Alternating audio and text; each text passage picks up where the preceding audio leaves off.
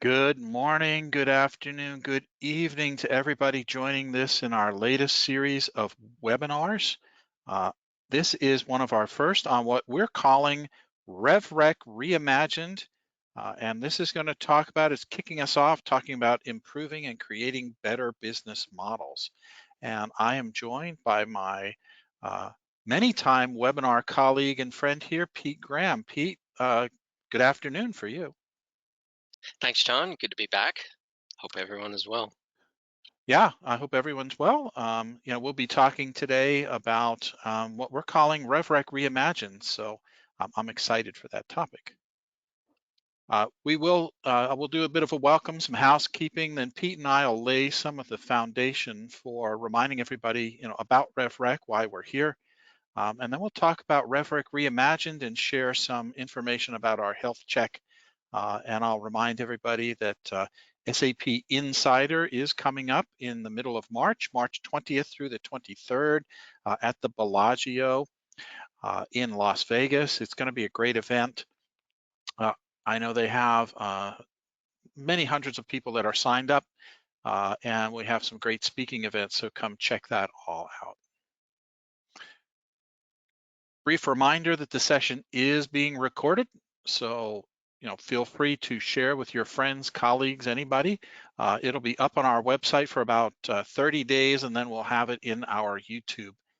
So you can check that out anytime you want, free of charge. Just go on in there, and free of charge means go into YouTube. You don't even have to enter your email, but we would ask that you subscribe. You can ask questions throughout. There's a question panel on here, so go ahead and ask your questions. We'll answer as many of them as we can. And then, of course, as I said, in YouTube or even on our website, you can check out our other webinars. And there is our website. Go check that out. There's lots of great content there for RevRec, CLM, so leasing, treasury, and BRIM, and order to cash. You can come over to Facebook, Apple iTunes. We have our Insight to Action podcast. We're continually adding to those. As I said, we have our YouTube channel. And we have over 250 curated videos on there for you to check out. So we've created a really new feature around giving you some playlists that you can go use. And of course, you can check us out on LinkedIn and iHeartRadio. So Pete, we're here to talk about reimagining RevRec. And I thought it might be a good idea to take everybody back to the beginning. When there was no light in the RevRec space.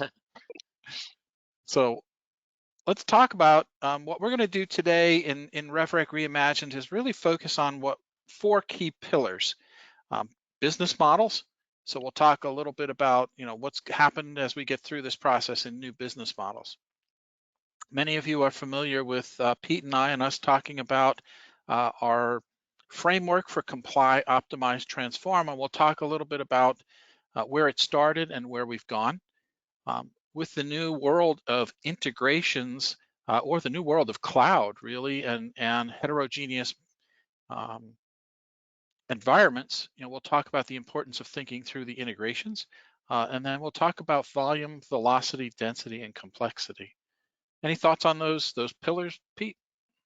Yeah, I think it's as we were talking late last year into early this year, these pillars came up to us as being great topics to consider as you're looking at your revenue recognition, and really depending on the topic, and we'll talk about this in the webinar, and I'm sure on other webinars and other meetings, is that you can look at reinventing the process, or a new way to look at it, or potentially other things with respect to how you're looking at your transformation, for instance, it's your own. So anyway, just try to take a step back and reimagine different things. And we thought these were the 4 pillars that you could accomplish that on. Absolutely. Yep. And we'll dive into each of those in a bit. Let's rewind back to 2015, 16. It seems like a long time ago, even 2014. A lot of work was done to just, they came out with the new regulations, 606 and IFRS 15, so ASC 606, IFRS 15. They changed them from a very industry-specific guidance or specific rules, more to a guidance, and they came out with the 5-step model. And the 5-step model became the core of what had to be done. And there was a lot of work that had to be done just by companies to do this. And SAP, of course, Pete, and you can talk about SAP RAR in particular, but at the time, the core of setting up RAR was based on the 5-step model, right? Yeah, it was built from the ground up to help companies manage the 5-step model. Yep. Yeah. And just to touch, it's the steps are, identifying the contract with the customer. It became, essential to do that. What are your separate performance obligations? This idea of performance obligations became new and identifying them.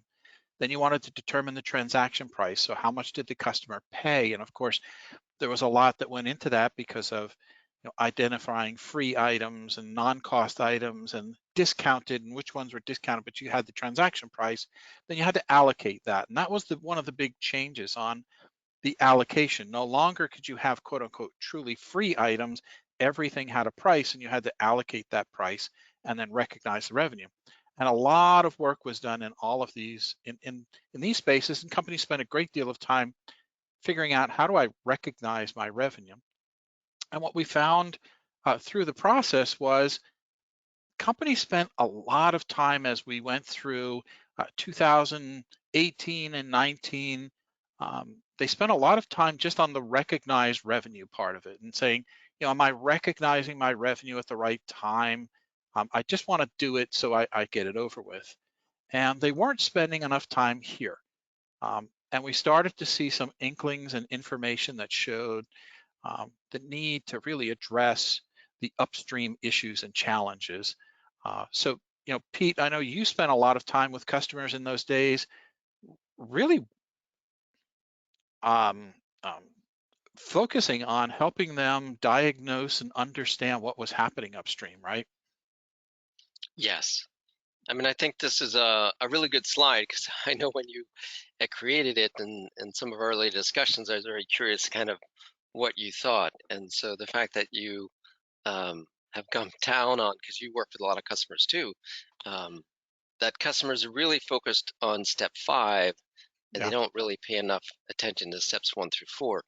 I also see this in terms of requirements gathering. I know it sounds boring, but the best practice is you really need to get that detailed yeah, requirements on your steps, and a lot of them are all yeah, very important on the first 4 steps before you can get to step 5. Um, exactly. and that's needed so that your team or any team, right, team can do the proper fit Yeah, gap and blueprinting, right? So absolutely. Yeah, and everybody was big on I just have revenue that occurs over time. Let me just recognize it. So, well, wait a minute, how's that working? And we spent, you know, some diagnostic time. Um, and and we some used, of it is the Mhm. companies were new to the 5 steps too, right? So That's exactly spot on. I mean, they were very new. It was everybody was learning together. And I think the FASB and IASB, everybody was learning, going from a very strict rules-based engine to more of a guidance. So there was a lot of interpretation, I think, and we're seeing some of that um, re-guidance, if you will, in some cases. Right? yep, yep. I think the other thing that became very clear as we went through the process in 18, 19 timeframe, 17, 18, was RAR or RevRec itself is not a standalone. It's not a thing that happens all by itself in some vacuum. It it's really part of an ecosystem. And we can see here an example of an ecosystem with SAP where we use the BRIM order to cash suite, where customers are creating new orders, they have subscription billing, and all of that feeds into RAR. And then on an ongoing basis, you're getting more information ongoing and feeding into the GL. And of course, a lot of information, whether it was third-party systems, SAP SD, people were seeing more and more how RAR fit in an ecosystem and was almost, Pete, a diagnostic tool, right? Yeah. I mean, I think you make a very good point about the ecosystem, right? I mean, certainly, we think of revenue counter reporting really as a modern platform, right? Because it has the integration layer in It also has migration tools, right? Yep. It helps you with the 5 steps. It has ways to get the results out to a GL, right? So we really think of it as a platform, not just a point solution. Absolutely, and it's part of that bigger platform as you move into, and we'll talk about the idea of order to cash. So, early on, what did we learn? We saw the 5-step model evolving, the need to focus upstream. RER became part of or was recognized as part of that ecosystem. Um, and companies were looking at this idea, and we talked about this idea of comply, optimize, transform, which at the time made a lot of sense, right? We were, Mhm. first start with comply, right? I mean, everybody had to do it around 2018 for public companies, I think 2019 for private, um, but that's what everybody was doing. Then we moved to optimization as they began to learn and recognize the part of the ecosystem, and a few companies we're using that as an opportunity, to transform, right? Yeah. And so, it was a fairly straightforward process, and we saw it was a very, this was designed to be fairly linear. Now, some companies, decided to transform their business and may have started there, but generally speaking, we saw companies moving in this fairly linear fashion. Yep. Lo and behold, we are here reimagining RevRec. And why are we reimagining RevRec? Well, the world changed. COVID Thanks to hit. COVID. Yep. Thanks to COVID, the world changed. Some cases for the better, some not so much, but the world changed. We saw the acceleration of the digital solutions economy and the need for new business models as customers um, decided they wanted new ways of consuming products and paying for those products, and companies wanted new ways to build business models. And of course, our favorite topic, the cloud, really changed a lot of that infrastructure. So with that in mind, you know, we saw these new business models, right, Pete? And originally it was all about let's create a subscription, but very quickly it moved away from just subscriptions to anything as a service. That led to, well, now we have entitlements and we have dynamic pricing models, outcome based, so only pay for what you use. And we saw more and more companies addressing them and unusual ones in the healthcare industry, for example, um, where you might be filtering blood and you pay only for the outcome of those tests rather than paying for the usage of the machine itself. We had usage and consumption models, Hillrom, where they had consumption models maybe based on the number of beds, revenue sharing, and lastly, something that you near and dear to both your and my heart is leasing, where we're seeing more and more companies offering interesting and unusual leasing models. So that's led us to really thinking about more and more companies doing interesting business models. And I know SAP is addressing that through both the order to cash process, but also as you're looking at revenue accounting, right? Yes. Yeah, and the number of business models just continues to proliferate, right? I'm amazed at all the Yeah, different business models we see. absolutely. Yeah, yeah. And then, that's taken us away from this model where it used to be the traditional model of I bought a thing, right? I bought, a tool, or I bought a Equipment. car, or I bought anything, to this more of a new business model where it's continuous monetization. How do I offer subscription models and I'm managing long-term experiences, right? Yeah. Uh, so, we start to see more and more of that happening. And what that's resulted in is this idea of the quote to cash process overall for the digital solutions economy, where we see customers more, companies like SAP and others, having customers who want a complete solution or come in at different places along the line. So for example, you have commerce. How are you going to engage with your customer in an omni-channel environment where the customer wants to engage? They want to automate order capture and fulfillment. Um, Quoting and order management. What about bundling, right? And flexible offers that can be built on the fly, or complex order management in which you have large enterprises with complex orders. How do you fulfill on it? It's dynamic fulfillment. We know that in some cases, I may want to have, different items that I order show up at different times or different locations, or I'm getting updates and notifications. And of course, we have digital supply chain, which is totally new, and entitlements management. Customers want a singular focus for billing and invoicing. And that doesn't mean a single bill. It just means that from a billing perspective, they want to see everything all in one place and make determinations. They want to add usage and consumption charges.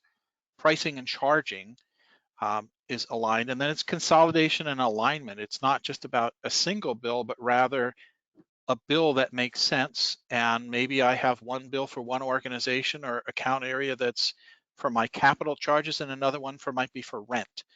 And of course, all of that, a lot of people talk about the idea of quote to cash, and spend a lot of time on what we call the quote side of this, not so much on the cash. How do you collect it all? And then, of course, from our perspective, um, in reimagining RevRec, if you will, how are you doing compliance and reporting? And all of this is being built on, of course, SAP's RISE, where we're helping customers implement and move more quickly, and we manage the infrastructure, um, and the platform and let you focus on what you need. There's the issues around thinking through data mediation, and of course the SAP BTP, which is the transformation platform that allows you really to create new APIs and new tools. Um, and I think we're seeing this model, Pete, where people can come in at different points and different intersections, and they may have all SAP, some SAP, very little SAP, all of it's kind of fits into this circle, right? Yes. I mean, this is a pretty good holistic view, right, of the process. And, there's almost an infinite number of ways to look at it, right, or Right. to deploy it. But yeah, this is very helpful to summarize it. Yeah, yeah. And so, from a RevRec reimagining, what we're looking at is this complex environment, that we want to simplify and allow, and RevRec, RAR really, and EBR, CBR, RevRec catches all of that, right? Automated revenue management catches all of that, and provides some really unique insights. And I thought it'd be interesting, Pete, maybe we can go back to the famous 5-step model and talk a little bit about some of the areas that have changed in the 5-step model, or insights of these new business models and how people are using them. Okay. So going back to the 5-step model, let's talk, let's talk a little bit about identifying the contract with the customer. Originally that was fairly straightforward. Who's my customer? I sell a widget to Pete. Pete buys it. My contract is with that customer. But originally we had principal versus agent. Perhaps I sell it to Pete, but Pete is the end seller to somebody else. Is that, principal versus agent? Who's got the primary relationship? That was fairly straightforward. But now with the new digital economy, Pete, we're starting to see more models like revenue sharing, right? Where Yes. you might be offering something, and maybe you can, highlight a couple of those, or very complex enterprise agreements in which maybe there's a master contract that a large software company, like Microsoft or anybody, SAP is a great model, right? Where you have complex um, models for an enterprise, but each individual license area might be different by sub-business units. And of course, you have to manage that. What other kinds of things are you seeing in that space? Yeah, I mean, I think the whole idea, right? This slide I think was good, right? The idea is take the pillars that we had before, and try to think about how those may impact the 5 steps, right? Right. Um, Certainly things like entitlements or commitments, right? You're going to commit to so much revenue with a customer. Mhm. I guess the simplest one is, you're going to buy so much data per month on your cell phone, but if you go over, you have to pay a little more. If you go Right. under, maybe it carries over, right, to the next month. But that's kind of a commitment. And so anyway, it gets more complex, right? The idea of what is the contract and how is it evolving, right? Yeah, Um, that's a great point. Yeah. Yeah. And it's about, not just the customer, but what's the contract? How do you identify what that actual contract is? Right. For sure. Yeah. What is the revenue generating events? And they're changing, right? Because you have in that example, you have one every month that's standard, and then if you have a business trip and you go way over or you use a lot of Right. extra time or data on a business trip, then of course, Yeah. that's another series of revenue, but still related to that original contract with the customer. Yeah. So Yeah. Yeah. I know when I used to, prior to COVID, I would go over to Germany in Waldorf, hmm or over to India, three times a year. And as soon as I landed, my phone recognized I was somebody and put me on a different plan. But how was that, yeah, how did that work? Because now you're through a different, yeah. agent, right? So it was an interesting idea. Yeah, I think the revenue sharing, right? I mean, in terms of, there's always a big push for partnerships and, Right. where can we find synergy, right? Right. And that just makes the revenue sharing, perhaps more complex in the way of actually trying to identify it and then Right. apply the rest of the steps. Right. Exactly. Exactly. Um, you know, in step two, of course, we had identifying performance obligations, and in the beginning, Yeah, that was fairly straightforward, right? We had yep, time, things that happen over time. A subscription's a perfect example of that. I sign up for a 2-year contract with SAP for um, Concur, Success Factors, whatever, and my contract goes over time. But and I might have an event-based POB where something happens where it's being provisioned. So there's an event-based, or perhaps I have a large installation and there's some percent of complete. It could be a project, it could be anything, right? And it was fairly straightforward, but as we started investigating and companies spent more time thinking about new business models, but also understanding their actual business models, we started seeing these hybrid type, I'll call them hybrid POBs. For example, um, you might have a subscription or a service, but that service can't start until something specific happens, such as an activation or the yeah, installation of equipment or something like that, right? And then you had all of these different linked and nested POBs. You and I, when we were working together on, um, you know, the Calidus acquisition and some of the activity around that, we saw the gaming in particular industry had all of these different linked and nested POBs based on what you bought and which package, and did you buy game of the year versus the new released edition, and what did it give entitlements to, and all of these things were linked, and we started finding um, a lot more upstream complications, if you will, or implications, right? yeah. And I think the LinkedIn nested, we've definitely seen an explosion of that use over time, and of course the product has improved its Yeah, capabilities in the area over time based on customer request. But also gets back to your earlier point about customers not spending as much time on steps 1 through 4 as exactly. ideally would be possible. And then Mhm. also the reimagining part is right as you start looking at those steps, maybe there's a way to put the puzzle or assemble the puzzle pieces differently that give you a better outcome, right? Whether you That's then a great point. consider your reporting or you consider you know, your your new revenue models that you want to roll out. Right. Yeah, and this all goes to your point exactly spot on, that whole idea of the ecosystem, right? It's in in the original 5-step model, it was self-contained. Now we're realizing how much that goes further upstream, and a lot of that, of course, is determined when you set the transaction prices, right? What about how do you set a transaction price for an evergreen subscription, for example, right? We talk, you and I, about in the CLM space, the evergreen leases, but think of an Right. evergreen lease, right? It could be a 4-year Well, the term flip that goes side is on revenue forever, streams, right? So, right? Now, what's yeah, that revenue stream look like, right? Do I have to do calculus to, do the, uh, what's the present value of it? That's interesting, right? Or how do you yeah. I value mean, that's usage and consumption yeah, models? You know, yeah. I mean, that certainly could be a webinar in itself, right? and But it will be, yes, we will focus on how to do that. This is not over. We'll do some more how-tos in the future, and tiered pricing and bundles, right? The whole idea of throwing in bundles. And I think if we go back to the circle slide that we talked about, the more you put the customer in control of those bundles, the more you have to think about the rules engines that are driving the pricing for those bundles and determining what really is that bundle price now, right?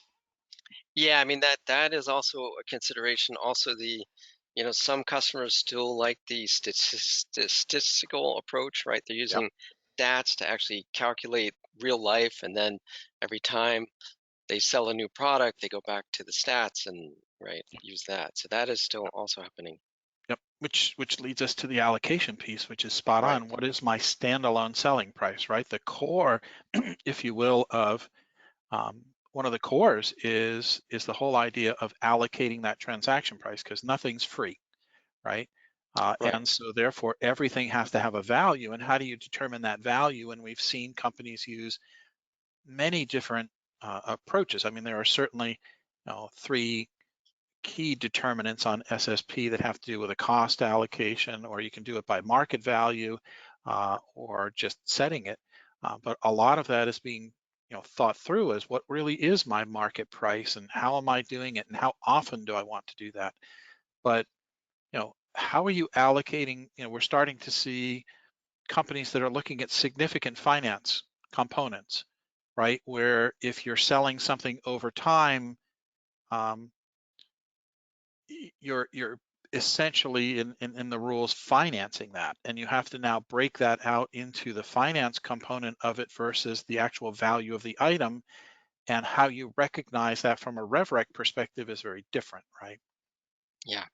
And then of course, Yes, I think go ahead. Mhm, mhm. I was going to say step forward is a good example of right. It can be you know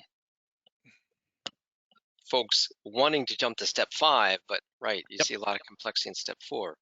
Now, I've seen lots of different SSP strategies implemented, right? So we have a lot of flexibility there, but still, the more complicated that process is, that algorithm is, it still takes time to implement it, and you still have yeah, to track it and audit it. So again, another area, certainly an area that's been more complex um, than I think was first thought, but also as a yeah, chance to reimagine and potentially simplify. I know, it could even go back to some discussions related to some accounting principles with auditors, but I think, yes, it's worth that, yeah, relook. So, yeah. Yeah, and we talked about spending a lot of time and reimagining. I mean, it was pretty simple, straightforward. We said, oh, recognize the revenue when it's billed, or well, really, or when the customer takes control, right? I mean, that's the transfer of um, control, if you will, in the regulations. But many companies are revisiting that and looking at it and go, well, am I using contract date or bill plan, right? Which one yeah, counts? Um, we just talked with a large semiconductor company recently about do I do it on the sales order or am I doing it on an invoicing? And each of those has its own um, implications, right? How do right, I deal with right, free periods and trials? Or even bigger one that we've noticed is this idea of cancellations, right? yeah, Um, and in reimagining revenue recognition, I think the old adage, while we are reimagining it, I think it goes to be said that the beauty of SAP's approach, whether it's in the private cloud or on-prem with RAR or in the public cloud with CBR, EBR, is you focused on the five-step model, and it allows you to automate and simplify and keep it running automatically, or as our friend used to call it, automagically, right? Automatically, yeah, um, and now you can use that tool and it helps you grow and scale, right? yeah. So, and speaking of the And cloud, yeah, go ahead. okay. Yeah, No, I was gonna say, yeah, that's the fifth step. So again, that's the one, as you indicated in an early slide, folks want to jump to. But again, we just went through a lot of details that, right. come before that. So, Yep, yep. And as you think through, and I think what we're encouraging people is go back to the basics and consider how all of these interrelate. as you think of what is your RevRec process, and think of each of these 5 steps, and use a tool that's flexible to do that. And think of the ecosystem, not just um, the outcome Yeah. here, right? The outcome being, hey, I recognize revenue. Well, yeah, but right, and we're beginning to reimagine how can RAR fit in that space, and how can RevRec, if you will, fit in that space. And one of the things we also talked about is cloud and integration. So let's talk a little bit about that. Pete, I think you're seeing this in all over the place, where a lot of our customers focused on initially implementing, whether they chose a quick solution using spreadsheets, et cetera.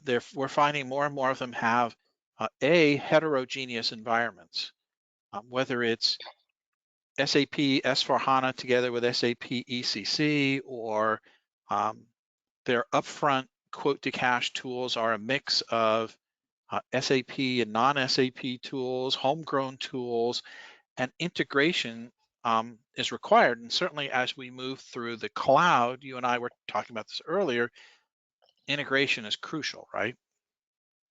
It is. Yeah, absolutely. I Yeah. mean, And, uh, yep. Mhm. and your picture is kind of the cloud, right? That's kind of It it's is like, indeed. Yeah. It's kind of cloudy. Yes, it's a cloud. yeah. And lots of different environments as companies grow and scale and use the public cloud. And you have many ways to think about that. Those integrations, Yeah, I mean, RAR, APIs, right? Right. Go ahead. yeah, Mhm. I mean, RAR was built from the ground up Right. with this kind of integration layer, and it also in the cloud side there are some APIs, and there's some recent APIs um, introduced to help with some cloud um, interactions. So, but we are seeing these kind of heterogeneous models more and more. Sometimes Right. you heard it called a sidecar, Mhm. or maybe it's decentralized, right? But um, there's a lot of flexibility in what you can deploy in Yeah. terms of the RAR model. But I think then the devil gets in the details, right? Going back to Exactly. the 5 steps, and then also what the data flows are, right? Yeah. We even now have an integration with central finance, but you still have to get into the weeds on the data flows to see Right. kind of what is supported out of the box and what still needs to be configured. Exactly. And you have this mismatch, not mismatch, mix up, mishmash is the word I was looking for. This mix of different tools, right? If you, as you pointed out with RAR, it's natively integrated into SAP S/4HANA, for example, into the core, and that native integration, it just happens.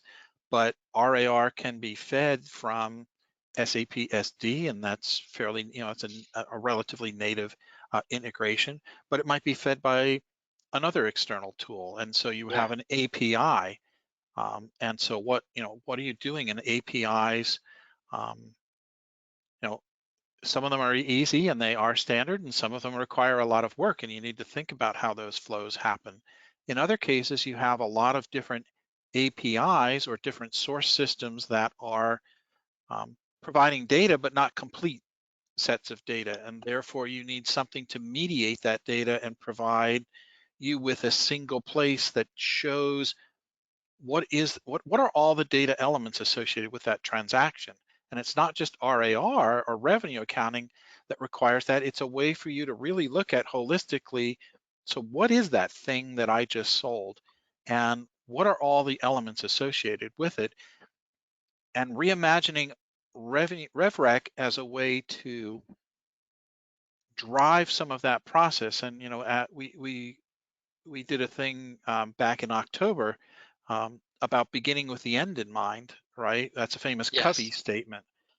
This is an example of start and begin with the end in mind, and then you're building out to make sure your ecosystem works, right? So Yeah, I mean, I integration think, is the issue. it's always great to have the plan, and so you do have to think carefully about what the end goal is. Um, Yep, John, I'm always about, right, the logistics, right? What are the logistics to make exactly. sure, That's right. right? I mean, this is, along that line where, what is the end goal? What's the final destination, right? You're trying to get to in terms of reporting, efficiency, maybe it's just agility to respond to a business that keeps introducing new business models, right? Exactly. So once that is clear, then the other pieces can start being addressed. Yeah. Yeah, that kind of leads us to our next pillar in the space, which is this idea of volume and velocity. We call it volume, velocity, density, and complexity.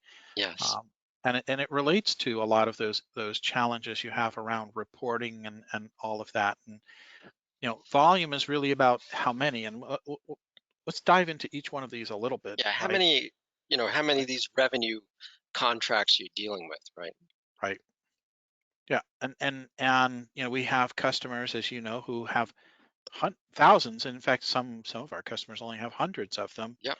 Um, We have a but then others have, big spectrum, yes, from yeah, hundreds to 100 million, right? right. And Pete, and maybe you can talk a little bit, a couple of things there. So one is the implications of that volume. And SAP, of course, you guys worked on OCM, right? Optimized contract Yep. management to help companies deal with that volume, right?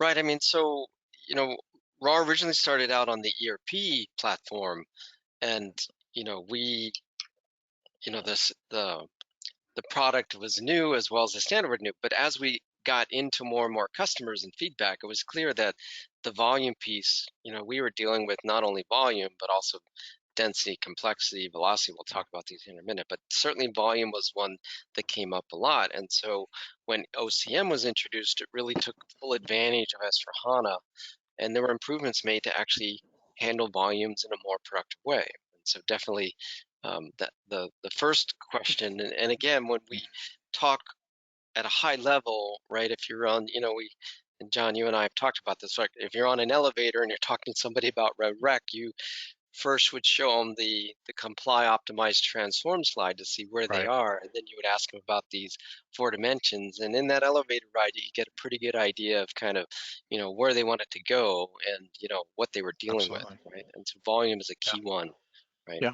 And volume's crucial. I mean, there's a lot there. And also you have to think, downstream. And as several of our customers are considering portfolio approaches because Yep, the volume because of of the these volume. are so large, and they're getting larger as we talked about, Yeah, companies innovating. We have one automobile company who does RevRec at a VIN level, right? And certainly yeah, as vehicles become more connected, and we'll talk about that in a few as well, it becomes not a single POB for a car or an automobile, but all of the ancillary elements that go with it. And if you're tracking every automobile that you sell, imagine the volumes of data and then archiving that. And how are you going to manage yeah, that data over time if I have yeah, a 5-year lease, right, for example? yeah. Um, the other one is velocity, right? So, lots of customers do different things, whether it's quarterly and daily, right? Yeah, I mean, quarterly, weekly, monthly, daily, hourly, real time. I mean, we're Right. starting to see this, a large spectrum on the velocity KPI as well. But really, that's how frequently do you want to update, or how frequently are your revenue streams being updated? It could be that Yeah, your customers are changing plans every month. Of course, then you're going to have to do a change, right? So, exactly. And but and that's an interesting point. Yep. no, it goes back to, it could be you have a low volume, but you have a lot of churn, right? So that is actually going to, you know, increase the level of effort, or the level of work that's needed to manage that, those revenue streams. Exactly. And the velocity is increased not just by, so daily, a couple of those, we talk, often we talk about it, how often do you want to post to the GL? But I think you made a great distinction there a moment ago, which is how often do you need a picture of, and how often do you want to see what your revenue streams really look like? And that's the power of reimagining how RevRec Yeah. works, right? It gives you a view, right? Right. And the way we calculate out the 5 steps is we calculate the first 4 steps for the life of the contract by performance obligation installment. And so all that data is there. Um, So really the question around velocity is related to modifications and Thank changes you. and updates, right?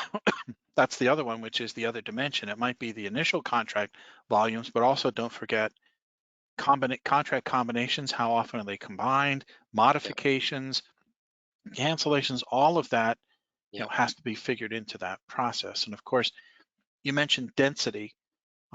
Certainly, we have a lot of customers out there. Telcos are a great example of um, high velocity, high volume, but pretty low density when it comes to standard consumer for the contracts, consumer, right? yes. Right. But that changes when you move to maybe B2B Yes, or companies that offer fairly complex, and maybe I have a single contract and the density means how many POBs or elements do I have? And I can have a company, one of our clients, Siemens, has divisions where the number of actual contracts is pretty low, but each of those contracts contains hundreds of elements, right? yeah. Yeah, I mean the density one is very interesting because this really didn't come up at first, right? Oh, no, yeah, But then as we got on to more customers and more complexities, we found out that some customers have some business to business relationships that are actually quite extensive, right? And so they have yeah, very deep contracts with hundreds or thousands of performance obligations, right? So that yeah, does make a difference, right? right, Um, and yeah, then especially if you get into dense contracts that are linked, right, or nested, right? exactly, So that exactly, is a consideration. It could be you only have 100 contracts a month, but if they're all very dense, yeah, then that can be challenging. So, yeah. And density and complexity are two side, I'll call it sides of a coin, or they're two yeah, interrelated items, right? Do I have one item? How complex is this contract? I might have yeah, it can be as simple as a piece of hardware, software, and a warranty. That's pretty straightforward. But now, as you begin to add different service items and different entitlements, and how are those beginning to link together, it creates a much more intricate, interrelated bundle, right? yes, yes. Right. And then, So, yep. yeah. Mhm. Mhm. No, Go ahead. no, I agree. You're spot on. Yep. Yeah, and also I want to highlight it's not just about the contracts themselves and the contract itself, but remember that as you're thinking about reimagining your order to cash in your systems, all of that comes from streams upstream, right? Right. From flows upstream, and you have to keep in mind the processes. It's not just that the contract is complex; it's those processes may be very complex as well.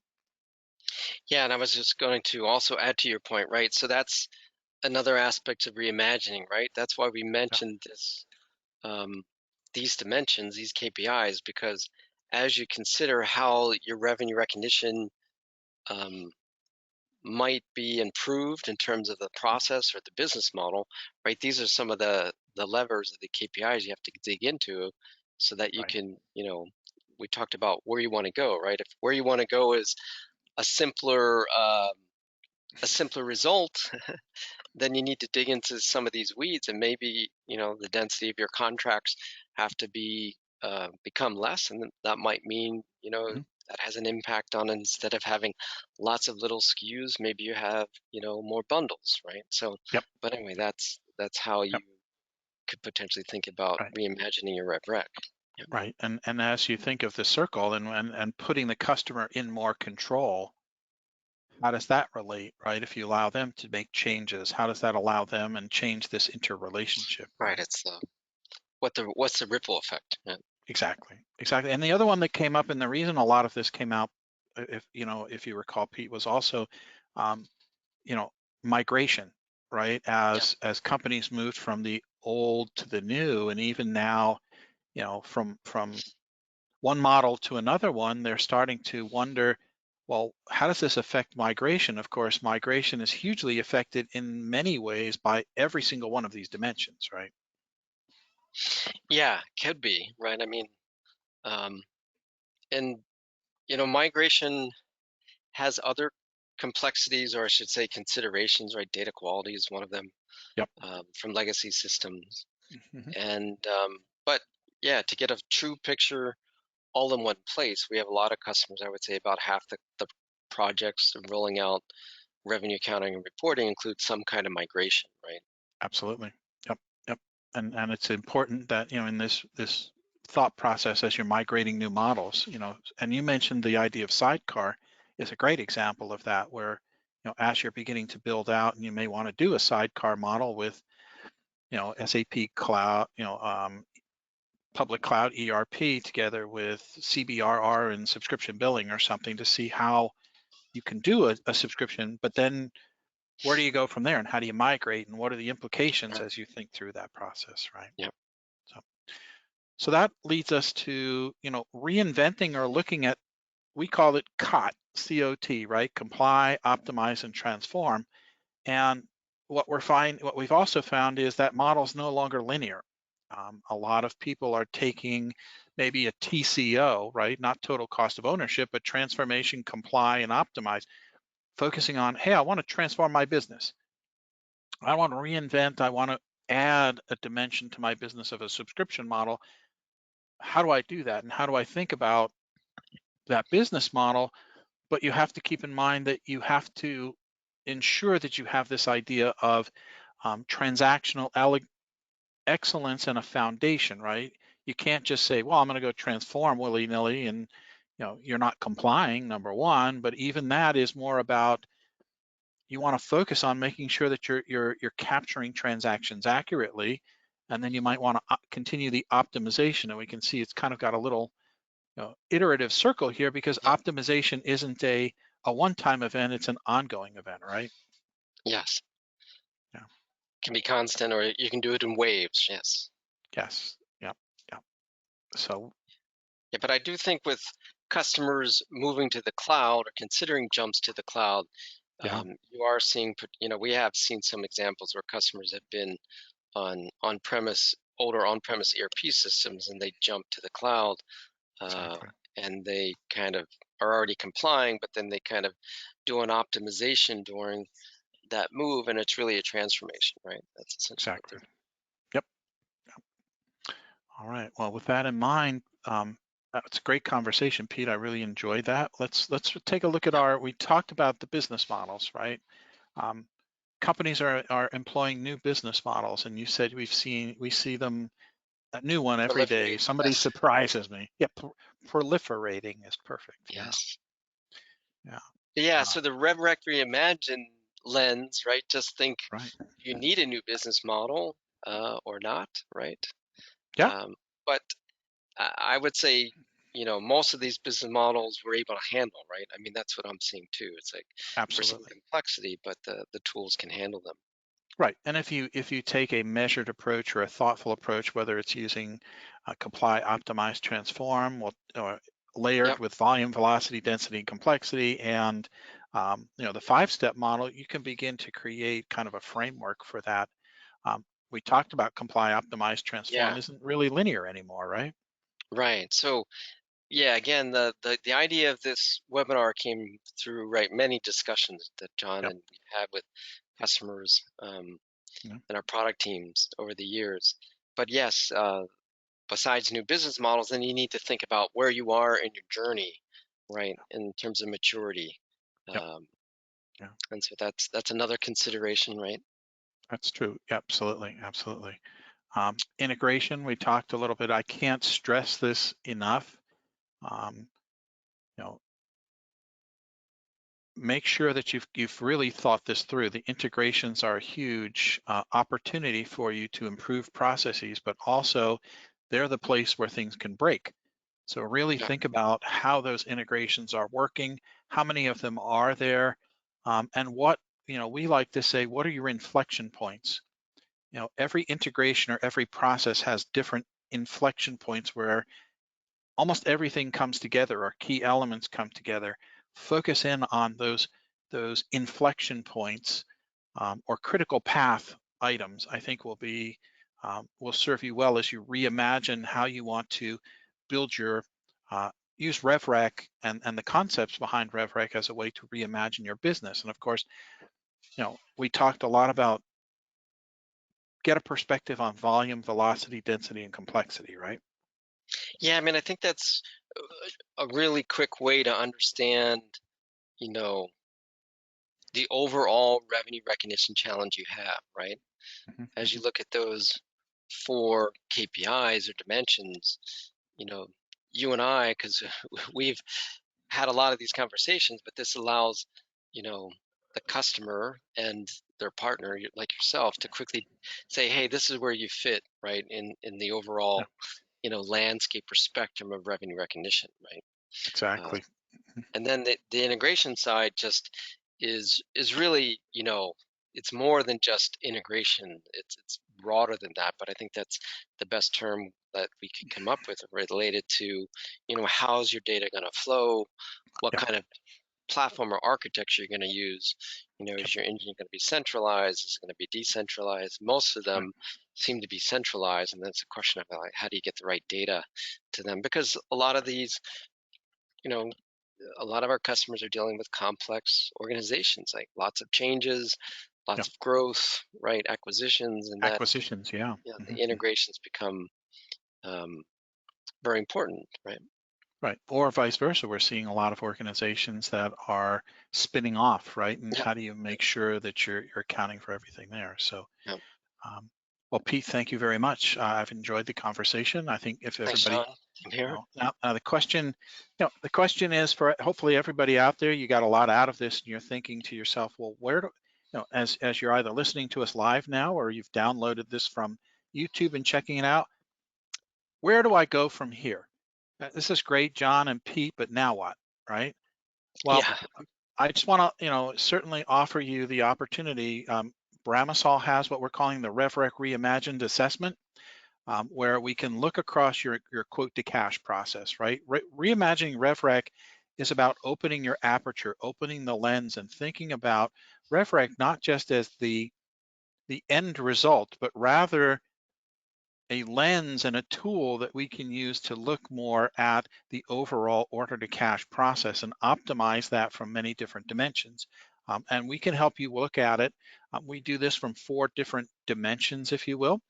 We really start to look at what we'll call the accounting or the business process aspects. How are you managing all of this? What is the accounting? What is the audit guidelines? How are you managing all of that? How have you done it functionally? What systems have you implemented? We have many customers for whom the business understands very specifically, hey, I want to recognize this particular um, service this way, and I want to combine it together. But when you get down into the functional aspects of how are you achieving that, it turns out it's not as simple as you thought it was. Um, we'll then take a look at your reporting capabilities. What is the result, right? At the end of the day, in part, RevRec is about, accurate reporting and creating the right um, disclosure reports, but it's also about providing you the insights and how are you doing that. And Pete, you talked about the integrations, right? Here's another place where integration and data is so important. And then finally, that whole technical aspect. How does the plumbing work or doesn't work? What are you thinking about? How do the interfaces work, the feeds, the landscapes? Do you need a data mediation tool? Any of that, is all things, and we offer those. So I encourage you, when it comes out on YouTube, we'll have a hot link for you in there to this assessment tool or to this assessment. You can check out our website, and certainly you can reach out to Bramasol, and we'd be happy to help you through this. So with that, Pete, we're pretty much on time. Thank you again for not Thanks, only your John. Yep. time in this, but in helping prep for it. So I appreciate it. No problem. Thanks for the session. All right, thank you everybody for joining us. I saw the outreach from London. Welcome from London and all over Yes. the world. We are glad to have you here. Please, again, feel free to share this with all of your colleagues. Uh, and we look forward to seeing you on the ongoing series of RevRec Reimagined webinars and webcasts that we'll be putting out there. And hopefully you can check out Pete and I if we're at Insider. So thank you all very much and make it a great day.